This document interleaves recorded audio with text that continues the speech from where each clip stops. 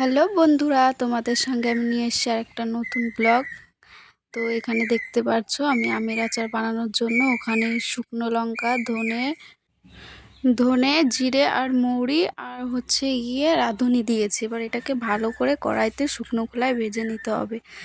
অনেকক্ষণ ভাজার পর যখন দেখবে এটা দিয়ে ধোঁয়া উঠছে, একটু স্মেল বেরিয়েছে, ভালো গন্ধ বেরাচ্ছে, তখন ওটাকে নামিয়ে নিয়ে এবার কড়াইতে তেল দিয়ে তার মধ্যে পাঁচফোড়ন দিয়ে দেবে 2 চামচ, দিয়ে ভালো করে নাড়াবে। ওর মধ্যে 2টো শুকনো লঙ্কা দেবে। যদি তোমরা ঝাল খেতে ভালোবাসো তাহলে আর একটু বেশিও দিতে পারো। আমি মিষ্টি আমের বানাচ্ছি তো সেজন্য বেশি একটা দিইনি।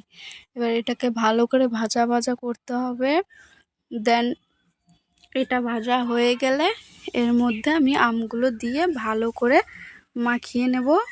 দিয়ে এটাকে ভাজা ভাজা করতে হবে অনেকক্ষণ ধরে। আর আমি আমটাকে একদিন আগে হচ্ছে গিয়ে নুন দিইনি, সরি, হলুদ দিয়ে ভালো করে রোদ্রে শুকাতে দিয়েছিলাম। একদিন শুকিয়ে গেছে। এরপরে এর মধ্যে আমি দিয়ে দেবো শুকনো লঙ্কা, কাশ্মীর লঙ্কার গুঁড়ো দেবে, তাহলে বেশি ঝাল হবে না আর কালারটাও অসাধারণ আসবে। দেন এর মধ্যে তারপরে একটুখানি তোমাদের স্বাদ অনুযায়ী এর মধ্যে বিট লবণ দিয়ে দেবে। এমনি ইউজ করতে পারো, সেটা তোমাদের ব্যাপার। এবার এটাকে ভালো করে মাখাতে হবে, দিয়ে কষিয়ে অনেকক্ষণ কষাতে হবে। দেওয়ার পরে দেখো এরকম ভাজার পরে এরকম একটা আসবে, একটা মিষ্টি ফ্লেভার বেরাবে। দেন তার মধ্যে ভালো করে ভাজাভাজি করে এটাকে ভাজবো অনেকক্ষণ ধরে। তো তোমরা দেখতে পাচ্ছ। আর এটা আমার নতুন আর একটা দ্বিতীয় ব্লগ, কিছু মনে করো, কোনো কিছু খারাপ হয়ে থাকলে বলবে। আর এর মধ্যে স্বাদ অনুযায়ী চিনি দিয়ে দিতে হবে। আমি প্রায় ওই 700 চিনির মতো দিয়েছিলাম। দেখো এটা যখন ফুটে পুরো জল মতো হয়ে যাবে, যখন জল মতো হয়ে যাবে তো এটাকে ভালো করে ভাজা ভাজা করতে হবে। দেখো কেমন হয়েছে। একটু পরে তোমাদের আবারও ভালো করে দেখাবো যে এটা কিভাবে এর ভেতর থেকে তেল ছড়িয়ে পড়ে।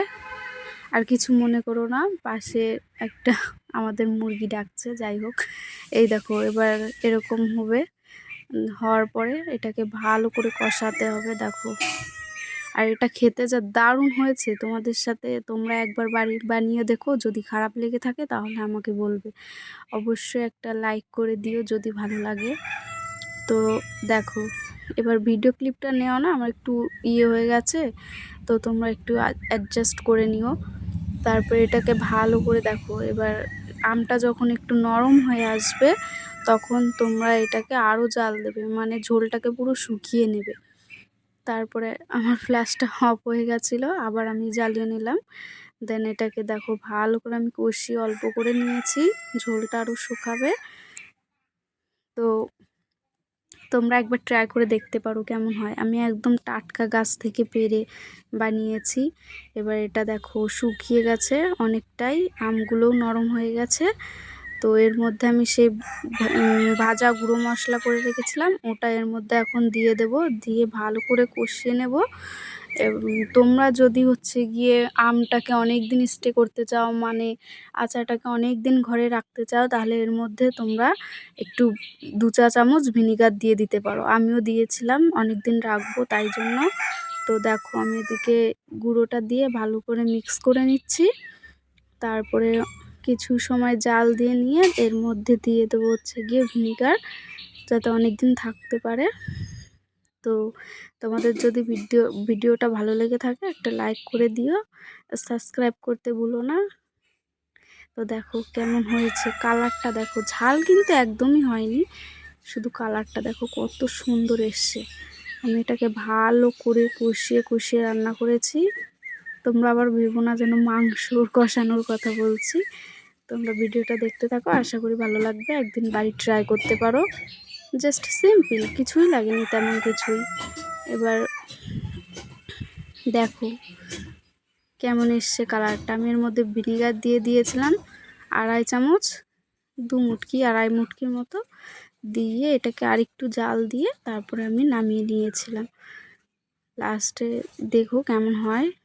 যদি ভালো লেগে থাকে তাহলে অবশ্যই আমাকে জানাবে। আর কি কি রেসিপি চাই তোমাদের আমাকে অবশ্যই কমেন্ট করে জানাবে। Thank you. যদি ভালো লেগে থাকে অবশ্যই জানাবে। এই যে লাস্ট এমন এসছে, দেখো একটু কেমন হয়েছে। যদি ভালো লেগে থাকে অবশ্যই জানাবে। টাটা, আবার একটা নতুন একটা ভিডিওর সাথে তোমাদের সঙ্গে দেখা হবে। বাই।